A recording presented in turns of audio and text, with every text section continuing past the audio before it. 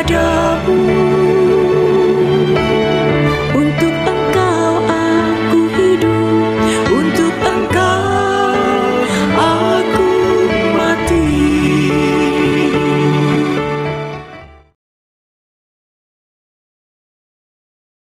Salam sahabat doa kekuatanku.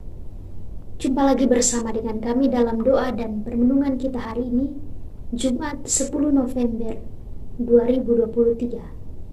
Sapaan Tuhan hari ini diambil dari Injil Lukas, bab 16 ayat 1 sampai 8. Renungan dipersiapkan dan akan dibawakan oleh saya sendiri, Suster Maria Alfonsin PRR. Doa kita pada hari ini bersama dengan Suster Maria Claudia PRR. Untuk itu, mari kita mempersiapkan hati dan batin kita untuk memulai doa dan permenungan kita pada hari ini.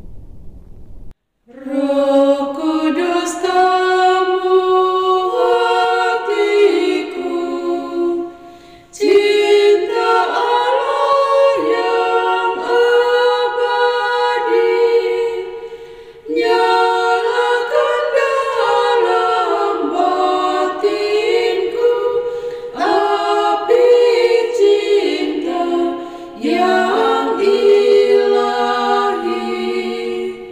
Sudilah kau perbarui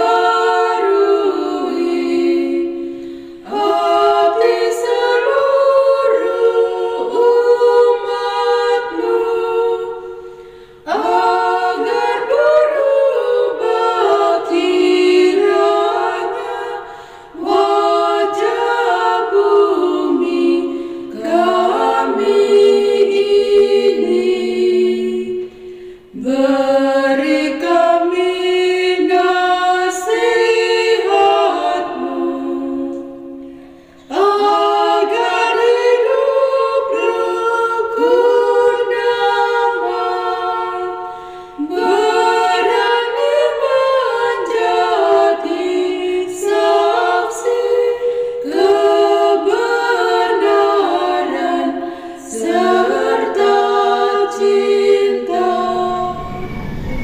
Dalam nama Bapa dan Putra dan Roh Kudus. Amin.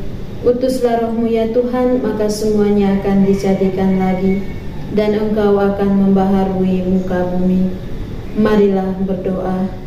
Ya Allah Bapa yang Maha Pengasih dan Penyayang, kami bersyukur dan berterima kasih kepadamu untuk kasih dan cinta-Mu yang tak ada batasnya Engkau curahkan kepada masing-masing kami, terlebih untuk rahmat kehidupan yang masih kami alami hingga saat ini. Ya Bapa, sebentar lagi kami akan mendengar dan merenungkan sabda-Mu. Untuk itu kami mohon, utuslah Roh Kudus-Mu untuk senantiasa menerangi hati dan pikiran kami, agar kami boleh mendengar dan melaksanakan apa yang Engkau kehendaki bagi kami melalui firman-Mu ini. Demi Kristus Tuhan kami. Amin. Mari kita siapkan hati untuk mendengarkan sabda Tuhan. Sapaan Tuhan hari ini diambil dari Injil Lukas bab 16 ayat 1 sampai 8. Perumpamaan tentang bendahara yang tidak jujur. Dan Yesus berkata kepada murid-muridnya, ada seorang kaya yang mempunyai seorang bendahara. Kepadanya disampaikan tuduhan bahwa bendahara itu menghamburkan miliknya. Lalu ia memanggil bendahara itu dan berkata kepadanya, apakah yang kudengar tentang engkau? Berilah pertanggung jawab atas urusanmu, sebab engkau tidak boleh lagi bekerja sebagai bendahara. Kata bendahara itu di dalam hatinya, apakah yang harus aku perbuat? Tuanku memecat aku dari jabatanku sebagai bendahara. Mencangkul aku tidak dapat, mengemis aku malu. Aku tahu apa yang akan kuperbuat, supaya apabila aku dipecat dari jabatanku sebagai bendahara, ada orang yang akan menampung aku di rumah mereka. Lalu ia memanggil seorang demi seorang yang berhutang kepada tuannya. Katanya kepada yang pertama, "Berapakah hutangmu kepada tuanku?"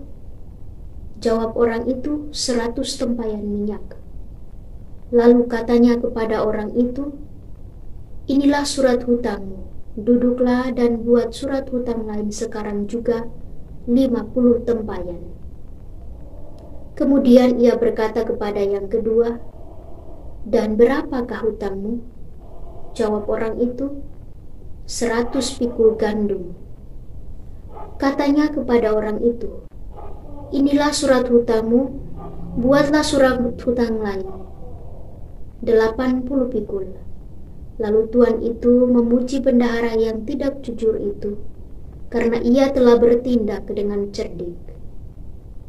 Sebab anak-anak dunia ini lebih cerdik terhadap sesamanya daripada anak-anak terang. Demikianlah sabda Tuhan. Terpujilah Kristus. Bapak, Ibu, para sahabatku yang terkasih di dalam Kristus, perumpamaan tentang bendahara yang tidak jujur yang ditampilkan oleh Yesus dalam Injil Lukas yang kita dengarkan pada hari ini mengundang kita semua untuk selalu bersikap dan berlaku benar di hadapan Tuhan dan sesama.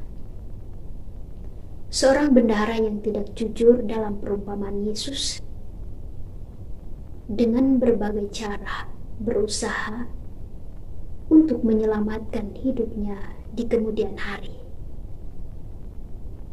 Cara yang tidak tepat dan dipandang tidak benar dipilihnya agar bisa bertahan ketika tuannya tidak lagi mempercayai dia untuk tugas selanjutnya. Bapak, Ibu, para sahabatku yang terkasih, kita pun demikian. Dalam situasi sulit, sesungguhnya kita pun diuji. Apakah kita tetap bertahan untuk berjalan di jalan yang benar, meskipun terasa berat, sulit, dan pahit? Ataukah kita akan berpaling kepada jalan yang ditawarkan, yang kelihatan atau terkesan menari, atau mudah dan tidak sulit untuk kita jalani? Atau seperti yang bisa kita katakan bahwa cara-cara yang instan, yang lebih mudah, dan lain sebagainya? Setiap hari ketika mengalami kesulitan, kita selalu dihadapkan dengan berbagai macam tawaran. Apakah kita memilih untuk jalan yang lebih mudah atau tetap bertahan untuk jalan yang sulit?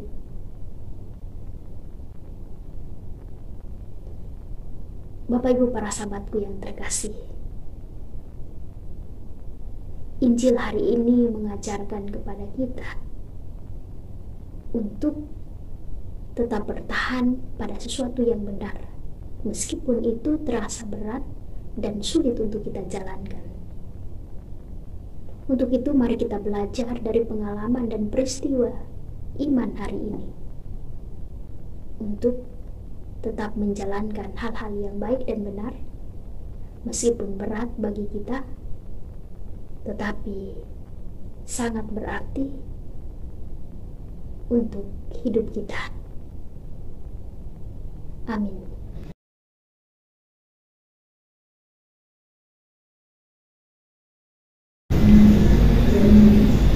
Setelah kita mendengar dan merenungkan sabda Tuhan, marilah kita menyampaikan doa-doa permohonan kita bagi para pemimpin gereja. Ya Bapa, kami mohon kepadamu, berikanlah kepada para pemimpin gereja kami rahmat kesehatan yang baik, rahmat kebijaksanaan, dan rahmat kesetiaan dalam menjalankan tugas mereka untuk menggembalakan umat-Mu di dunia ini. Marilah kita mohon kabulkanlah doa kami ya Tuhan. Bagi semua mereka yang saat ini sedang menderita sakit, kami mohon kepadamu ya Bapa, kiranya Engkau boleh menjamah bagian tubuh semua mereka yang saat ini sedang menderita sakit, baik mereka yang dirawat di rumah sakit maupun di rumah mereka masing-masing. Semoga melalui jamahan tangan kasih-Mu, mereka boleh memperoleh kesembuhan tepat pada waktunya.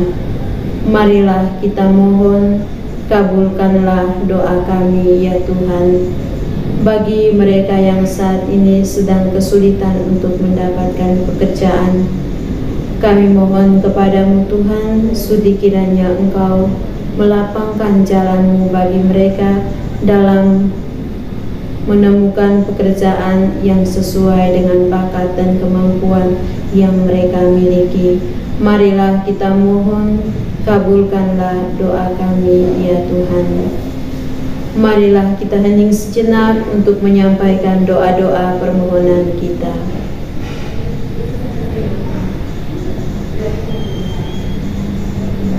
Marilah kita mohon, kabulkanlah doa kami ya Tuhan. Mari kita satukan doa dan permohonan kita ini dengan doa yang diajarkan Yesus sendiri kepada kita. Bapa kami yang ada di surga, dimuliakanlah nama-Mu, datanglah kerajaan-Mu, jadilah kehendak-Mu di atas bumi seperti di dalam surga. Berilah kami rezeki pada hari ini, dan ampunilah kesalahan kami, seperti kami pun mengampuni yang bersalah kepada kami, dan janganlah masukkan kami ke dalam pencobaan, tetapi bebaskanlah kami dari yang jahat. Amin. Salam Maria, penuh rahmat, Tuhan sertamu, terpujilah engkau di antara wanita, dan terpujilah buah tubuhmu Yesus.